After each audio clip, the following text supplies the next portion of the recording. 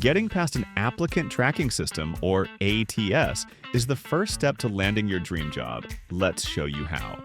An ATS scans resumes for keywords and ranks the candidates who most closely match the job requirements. Without the right format or keywords, your resume may get rejected. That's where an ATS-friendly resume comes in. What makes a resume ATS-friendly? It has simple formatting, clear headings, and the right keywords tailored to the job.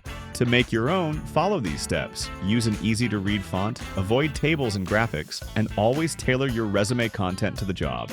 Pro tip: quantify your achievements. Numbers like increased sales by 20% help your resume stand out. Need help?